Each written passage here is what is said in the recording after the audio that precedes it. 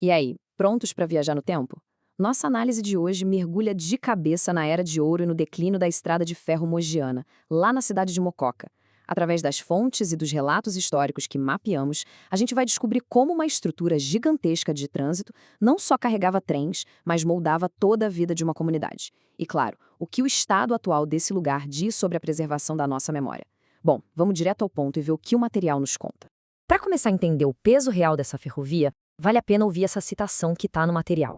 Abre aspas.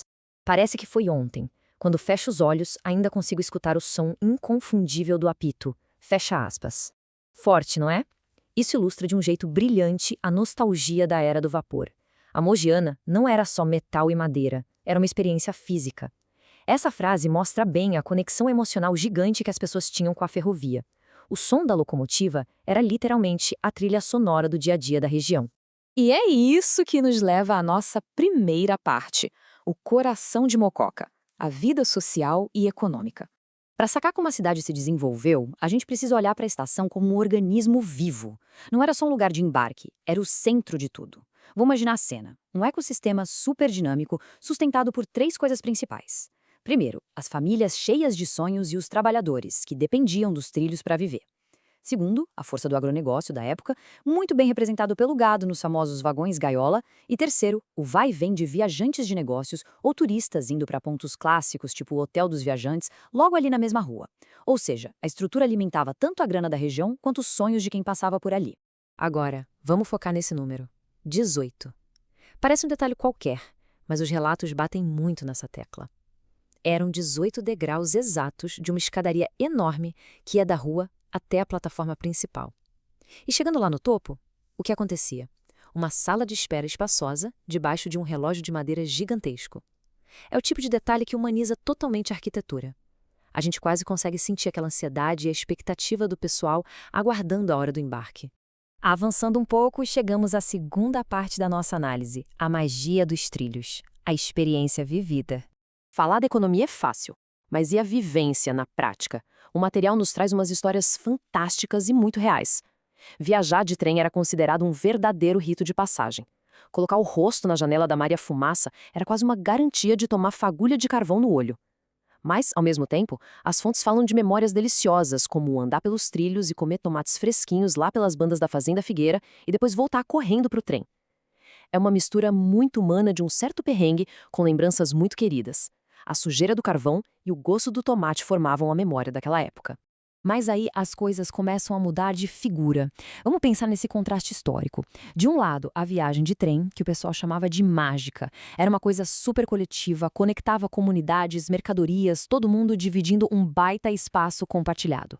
Do outro lado, chega o carro. E o que ele traz? Uma experiência totalmente individualista, isolando as famílias no espaço privado dos próprios veículos. Não foi só uma questão de trocar de motor para ir mais rápido. Foi uma mudança social imensa na forma como as pessoas conviviam.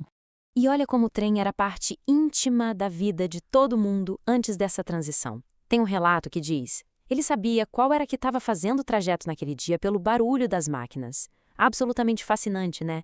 As pessoas sabiam qual locomotiva estava passando só de ouvir o apito. O pai de um dos narradores fazia isso. Não era um ruído genérico de trânsito ao fundo. O maquinista, a máquina e a comunidade rural estavam na mesma frequência. Era uma assinatura sonora que ditava o ritmo do lugar. Só que essa poesia toda tinha data para acabar. Entramos agora num ponto sem volta, na nossa terceira parte, a chegada do asfalto, o declínio da ferrovia.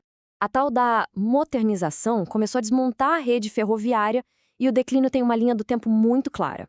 Antes dos anos 60, a região vivia o auge absoluto do vapor. O trem mandava em tudo. Só que, na década de 60, o cenário vira de cabeça para baixo com as rodovias asfaltadas invadindo o interior do país. E isso culminou numa data muito triste para a cidade. Novembro de 1966, a despedida final dos trens de passageiros. A velocidade e o asfalto ganharam no lado econômico, mas, como os próprios relatos dizem, levaram a embora a poesia dos trilhos. E esse momento exato, em novembro de 66, às 3 da tarde, foi inesquecível. A Maria Fumaça partiu pela última vez, liderando outras locomotivas que iam buzinando sem parar, umas atrás das outras. O material conta que a cidade parou. Comerciantes, famílias inteiras na plataforma para acompanhar o trajeto final até Canoas. Tinha muita gente chorando.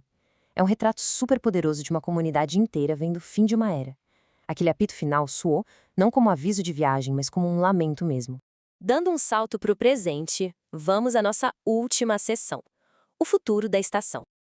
O espaço nos dias atuais. Hoje, a situação é de um contraste gigante. Se a gente lembrar daquele polo social fervilhante que vimos antes, com a escadaria, o relógio e tudo mais, a realidade atual descrita nas fontes é bem outra. O espaço hoje serve como um almoxarifado, muitas vezes visto como abandonado, que funciona como depósito e oficina mecânica. É um conflito gritante, um patrimônio arquitetônico com um peso histórico enorme, sendo usado apenas para um fim prático e sem muita identidade. Mas olha, os gelatos também trazem uma esperança. Uma das fontes, baseada numa tese de arquitetura, traz uma proposta incrível: revitalizar o espaço e focar no turismo cultural. E por qual motivo? Primeiro, para salvar e preservar o patrimônio da cidade, que sem cuidado vai acabar se perdendo no tempo. E segundo, e talvez mais legal ainda, para conectar a galera mais nova que nunca chegou a ver uma Maria Fumaça de perto com a própria história da cidade. É a ideia de pegar um lugar esquecido e transformar num centro de educação e cultura super dinâmico. O que deixa uma reflexão gigante no ar. Uma daquelas perguntas que ficam martelando depois de ver tudo isso. Qual é o custo de abandonar nossa história arquitetônica? E como o turismo cultural poderia de fato reviver a alma da cidade? É com essa provocação que a gente fecha a análise.